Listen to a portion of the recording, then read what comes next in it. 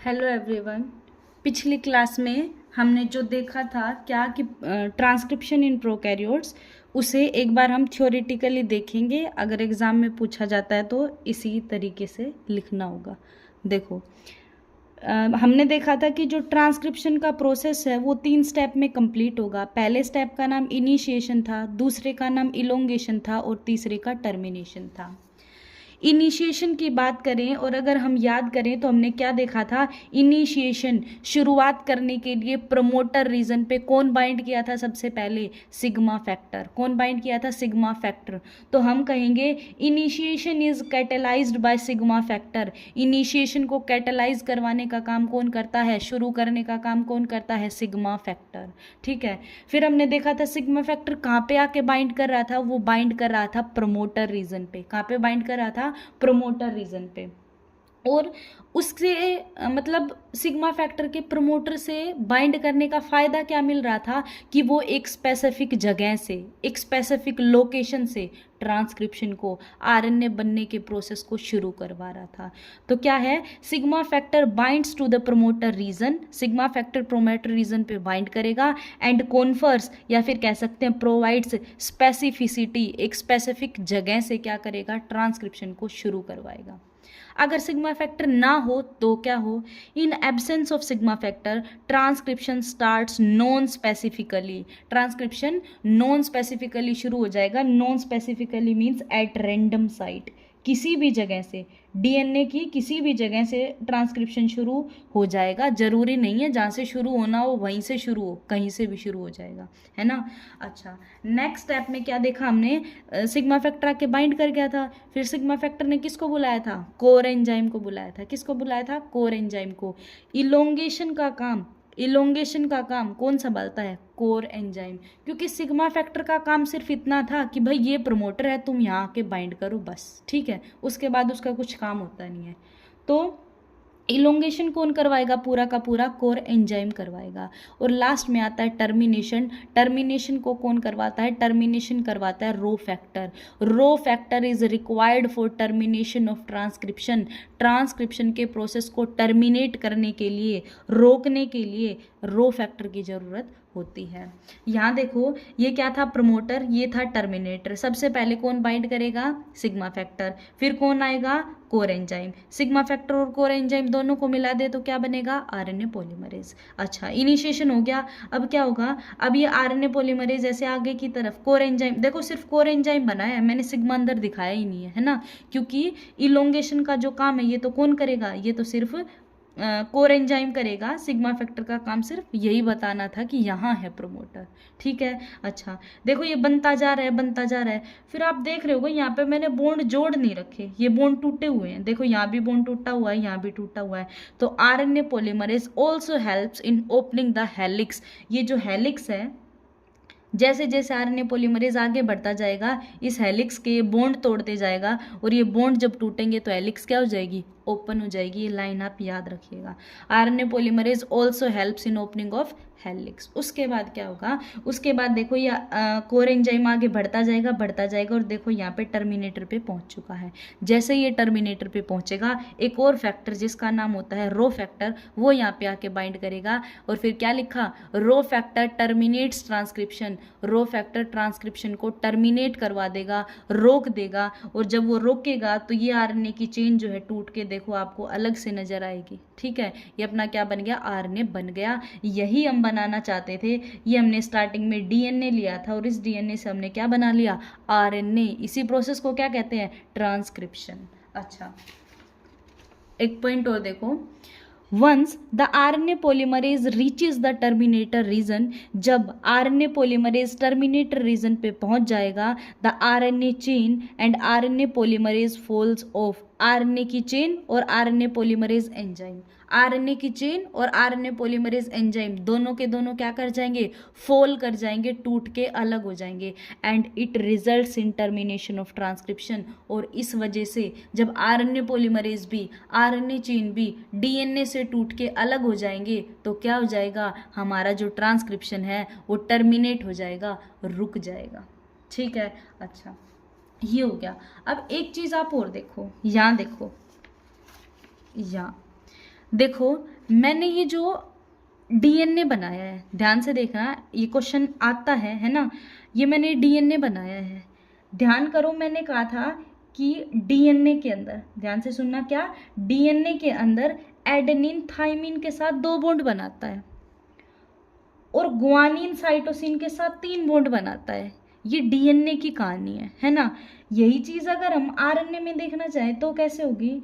याद करो, मैंने कहा था आरएनए के अंदर थाइमिन नहीं होता है, आरएनए के अंदर थाइमिन नहीं होता है, तो क्या होता है? मैंने कहा था यूरासिल होता है। क्या होता है? यूरासिल होता है। तो आरएनए के अंदर जहाँ जहाँ आपको ए दिखेगा उसके अपोजिट साइड में आपको यू दिखेगा, और ग्वानिन और साइटोसिन ये सेम रहते हैं। तो डिफरेंस कहाँ है? यूरासिल में है। अब ध्यान से देखना, मान लो मैं आपके सामने ये बनाऊं, ठीक है, आपके सामने ये डीएनए बनाऊं और मैं इस डीएनए को ऐसा बना लेती हूँ, सीधा बना लेती हूँ इस बार, ठीक है।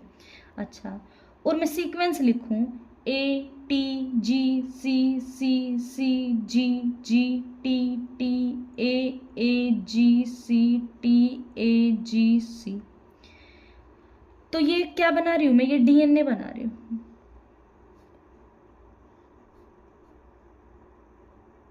ये क्या बनाया मैंने? डीएनए बनाया। ध्यान से देखना बहुत ही। डीएनए में ए के कॉम्प्लीमेंट्री कौन होता है? देखो टी, टी के अपोजिट क्या होगा? ए, जी के अपोजिट क्या होगा? सी, सी के अपोजिट क्या होगा? जी, सी के अपोजिट जी, सी के अपोजिट जी, जी के अपोजिट सी, जी के अपोजिट सी, टी के ए, टी के ए के टी, ए के टी, जी के सी के जी, टी के ए के टी, जी के सी और सी के जी। यही होगा डीएनए। अब मान लो, जस्ट सपोज मैं कह रही हूं, याद है ना आपको वो कि मैंने बोला था कि डीएनए के दोनों स्ट्रैंड टेम्पलेट की तरह काम नहीं करते आरएनए बनाने में, सिर्फ एक करता है। सिर्फ एक डीएनए के स्ट्रैंड को देख के आरएनए बनाया जाता है, ठीक है। अच्छा, जस्ट सपोज मैं कह रही हूँ कि ये जो नीचे वाला जो डीएनए का स्ट्रैंड है ना, इसको देख के क्या बना है? आरएनए बना है। इसको देख के क्या बना है? आरएनए बना है। इस वाले स्ट्रैंड को देख के क्या बना है? आरएनए बना है। तो देखो आरएनए बनेगा, है ना, आरएनए बनेगा। तो वो पूछेगा आरएनए पे क्या सीक्वेंस होगी। मान लो एक डीएनए है ये वाला, तो आरएनए पे क्या सीक्वेंस होगी, वो ये पूछेगा। तो देखो क्या सीक्वेंस होगी। टी के अपोजिट क्या आएगा? आप कहोगे ए। टी के अपोजिट क्या आएगा? ए। लिख दूं ए? बिल्कुल लिख सकती हूँ, ए तो आरएनए में भी है ही। हम क्या बना रहे हैं? ये आरएनए। तो टी के अपोजिट क्या आएगा? ए आएगा, क्योंकि ए तो होता ही आरएनए में, तो लिख दिया मैंने। फिर ए के अपोजिट क्या आएगा? आप कहोगे टी। बिल्कुल नहीं आएगा टी। क्यों? क्योंकि आरएनए में टी तो होता ही नहीं है, टी की जगह कौन होता है? यू। यही चेंज आएगा। तो ए के साथ कौन बाइंड करेगा आरएनए में? यू। सी के साथ जी, जी के साथ सी, जी के साथ सी, जी के साथ सी, सी के साथ जी, सी के साथ जी। फिर ए के साथ कौन बाइंड करेगा? ए के साथ बाइंड करेगा यू। ए के साथ कौन बाइंड करेगा? यू। टी के साथ ए, टी के साथ ए, सी के साथ जी, जी के साथ सी, ए के साथ यू, टी के साथ ए, सी के साथ जी और जी के साथ सी। आप कहोगे ये आएगी सीक्वेंस। आरएनए में कौन सी सीक्वेंस आएगी? ये सीक्वेंस आएगी, ठीक है। तो क्वेश्चन किस फॉर्म में आ जाता है? आपको ऐसे कोई भी सीक्वेंस लिख के दे देगा, 5 prime T A C T T G G G C G 3 prime, कहेगा this is a sequence of DNA, और आपसे क्या पूछ लेगा कि आरएनए का सीक्वेंस बताओ। Find out the sequence of RNA, find out the sequence of RNA. ये सीक्वेंस किसका दे दिया? डीएनए का। आपसे पूछ लेगा आरएनए का सीक्वेंस बताओ, तो आप क्या लिखोगे? यहाँ 5 प्राइम है ना, तो सबसे पहले नीचे 3 प्राइम लिख देना। 5 प्राइम है यहाँ, तो नीचे क्या लिख देना? 3 प्राइम लिख देना। अच्छा, टी के साथ कौन जुड़ता है? देखो टी के साथ कौन जुड़ता है इसमें? आरएनए में जहाँ टी आएगा उसके अपोजिट कौन आएगा? ए आएगा, क्योंकि देखो ए तो है इसमें। और जहाँ ए होगा वहाँ टी आ जाएगा? नहीं, टी तो होता ही नहीं है। टी की जगह कौन होता है? यू। तो आप लिखोगे यू। सी के साथ जी, टी के साथ ए, टी के साथ ए जी के साथ, सी के साथ, जी के साथ सी, और जहाँ 5 प्राइम वहाँ पे 3 प्राइम वहाँ पे 5 प्राइम, ये अपोजिट हो जाते हैं, 5 प्राइम 3 प्राइम 3 प्राइम 5 प्राइम। तो ये अपना क्या हो जाएगा, ये अपना आरएनए का सीक्वेंस हो जाएगा, ये अपना आंसर हो जाएगा। ऐसे ही बड़े बड़े सीक्वेंस दे देंगे आपको, और 5-6 बेसिस जो है वो बढ़ा देंगे, ठीक है, और ये पूछेंगे, ठीक है। तो ये हो गया। अब देखो ये अपना ट्रांसक्रिप्शन का प्रोसेस जो है पूरा हो गया प्रोकैरियोट्स के अंदर। अब हम कुछ 1-2 पॉइंट और देखेंगे, कुछ 1-2 पॉइंट और देखेंगे, और उसके बाद नेक्स्ट क्लास में हम अपना ट्रांसक्रिप्शन इन यूकैरियोट कंप्लीट कर लेंगे। देखो some points about प्रोकैरियोटिक। देखो एक बात सुनो, प्रोकैरियोट कौन होते हैं, जिनके पास जो है मेनली देखा गया है कि उनके पास सेल वॉल मिल जाती है ना, और उनके अंदर डबल मेम्ब्रेन बाउंड ऑर्गेनेली जैसे माइटोकॉन्ड्रिया, क्लोरोप्लास्ट, है ना, न्यूक्लियस, ये सब चीज़ें नहीं मिलती, वेल डिफाइंड न्यूक्लियस नहीं मिलता। तो अगर आपको कहें ना कि प्रोकैरियोट या आपको कहें बैक्टीरिया, तो एक ही बात है, एक ही बात है। क्यों? क्योंकि बैक्टीरिया प्रोकैरियोट्स का ही एग्जाम्पल है, बैक्टीरिया प्रोकैरियोट्स का एग्जाम्पल है। तो क्या देख रहे हैं हम, some important points about prokaryotic या फिर बैक्टीरियल ट्रांसक्रिप्शन, प्रोकैरियोटिक या फिर बैक्टीरियल ट्रांसक्रिप्शन।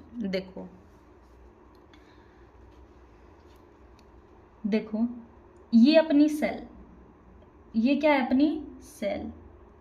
अब आप एक बात बताओ, प्रोकैरियोट क्या होते हैं, प्रोकैरियोट में न्यूक्लियस मिलता है? नहीं, प्रोकैरियोट में न्यूक्लियस नहीं मिलता। तो क्या मैं न्यूक्लियस बनाऊंगी? अब नहीं, ठीक है, क्योंकि होता ही नहीं है तो भाई क्यों बनाऊं, है ना। ये है सेल का साइटोप्लाज्म, ये क्या है, सेल का साइटोप्लाज्म, साइटोप्लाज्म। ध्यान से सुनना, प्रोकैरियोट्स के अंदर ये डीएनए क्या है भाई, ये डीएनए, डीएनए से डीएनए बनने के प्रोसेस को क्या कहते हैं, रेप्लिकेशन। क्या कहते हैं, रेप्लिकेशन। लो ये हो गया रेप्लिकेशन। उसके बाद क्या होगा, ये फिर से डीएनए बन गया, डीएनए से डीएनए बनने के प्रोसेस को क्या कहते हैं, रेप्लिकेशन। फिर हमें क्या बनाना है, डीएनए से आरएनए। तो आरएनए तो सिंगल स्ट्रैंडेड होता है ना, देखो एक स्ट्रैंड बनाया मैंने, तो ये मैंने एक सिंगल स्ट्रैंड का क्या बना दिया, आरएनए। ये क्या बन गया अपना, डीएनए से आरएनए। तो इस प्रोसेस को क्या कहते हैं, ट्रांसक्रिप्शन। फिर आरएनए से क्या बनता है भाई, आरएनए से बनता है प्रोटीन, ये क्या है अपना प्रोटीन। और आरएनए से प्रोटीन बनने के प्रोसेस को क्या कहते हैं, ट्रांसलेशन। ध्यान से सुनना, डीएनए से डीएनए बनने के प्रोसेस को क्या बोला, रेप्लिकेशन। डीएनए से आरएनए बनने के प्रोसेस को क्या बोला, ट्रांसक्रिप्शन। और आरएनए से प्रोटीन बनने के प्रोसेस को क्या बोला, ट्रांसलेशन। याद रखना, प्रोकैरियोट्स के अंदर चाहे रेप्लिकेशन हो, चाहे ट्रांसक्रिप्शन हो, और चाहे ट्रांसलेशन हो, तीनों ही चीजें साइटोप्लाज्म में होती हैं। तीनों ही चीजें कहाँ होती है, साइटोप्लाज्म में होती हैं, ठीक है। लिख दूं ये बात, क्या, in prokaryotes replication, transcription, translation occurs in साइटोप्लाज्म। कहाँ पे होगी, साइटोप्लाज्म में। तो एक इंपॉर्टेंट पॉइंट तो अपना हो गया ये, एक इंपॉर्टेंट पॉइंट हो गया अपना ये। दूसरा इंपॉर्टेंट पॉइंट सुनो, दूसरा इंपॉर्टेंट पॉइंट है, स्मॉल आएगा, mRNA does not require, mRNA does not require post transcriptional modifications, post transcriptional modifications, post transcriptional modifications. क्या कहता है ये पॉइंट, सुनो जरा, देखो इस पे आओ। अपन ने ये आरएनए बनाया था, लास्ट में आरएनए बन गया था ना अपना, लास्ट में अपना आरएनए बन गया था। मैं कह देती हूँ ये एमआरएनए है, ये क्या है अपना एमआरएनए, क्योंकि हमने क्या पढ़ा, ये प्रोकैरियोट्स के अंदर ट्रांसक्रिप्शन पढ़ा। तो देखो यहाँ पे एक सेकेंड, यहाँ देखो एक होता है ट्रांसक्रिप्शन, एक क्या होता है ट्रांसक्रिप्शन। ट्रांसक्रिप्शन क्या होता है, डीएनए से आरएनए का बन जाना। और एक होता है पोस्ट ट्रांसक्रिप्शनल, एक क्या होता है post transcriptional modifications, post transcriptional modifications. ध्यान से सुनना, ये आरएनए बन गया अपने पास, क्या बन गया, ये आरएनए बन गया, तो इसको हमने क्या बोल दिया ट्रांसक्रिप्शन। पोस्ट जो होता है ना, पोस्ट इसका मतलब होता है बाद में, पोस्ट का मतलब क्या होता है बाद में, ट्रांसक्रिप्शन का मतलब आपको पता ही है, और मॉडिफिकेशन मतलब किसी चीज़ में थोड़ा बहुत बदलाव कर देना, है ना, उसे थोड़ा चेंज कर देना। तो प्रोकैरियोट्स में जो आरएनए बनता है ना, प्रोकैरियोट्स में जो आरएनए बनता है उसमें कोई भी चेंज नहीं किया जाता, ठीक है। आरएनए जो प्रोकैरियोट में जो आरएनए बना ना, जो अपन ने ये बनाया, ये ऐसा ही रहता है, ये ऐसा ही रहता है, कोई भी पोस्ट ट्रांसक्रिप्शनल मॉडिफिकेशन देखने को नहीं मिलता। ये बात अभी के लिए याद करो, नेक्स्ट क्लास में हम ये वाली चीज़ डिटेल में पढ़ेंगे कि पोस्ट ट्रांसक्रिप्शनल मॉडिफिकेशन क्या होते हैं, कैपिंग, टेलिंग, स्प्लाइसिंग, ये सब हम अगली क्लास में पढ़ेंगे। क्योंकि प्रोकैरियोट्स के अंदर होते ही नहीं है ये मॉडिफिकेशन, तो हमें यहाँ पे पढ़ने की ज़रूरत भी नहीं है। तो बस अब आप इतना याद रखना इस पॉइंट में, क्या कि mRNA does not require post transcriptional modification, mRNA को पोस्ट ट्रांसक्रिप्शनल मॉडिफिकेशन की ज़रूरत नहीं होती प्रोकैरियोट्स के अंदर। ये दूसरा इंपॉर्टेंट पॉइंट, एक लास्ट पॉइंट इसके अंदर, और उसके बाद कल हम अपनी नेक्स्ट क्लास करेंगे। देखो, transcription, transcription and translation, transcription and translation can occur simultaneously, can occur simultaneously।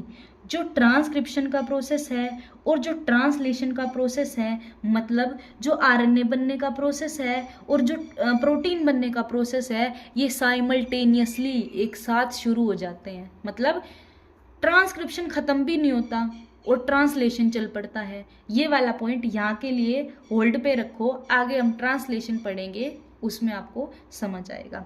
बस एक बात याद रखना, ट्रांसक्रिप्शन और ट्रांसलेशन साइमल्टेनियसली हो जाता है किसके अंदर, प्रोकैरियोट्स के अंदर।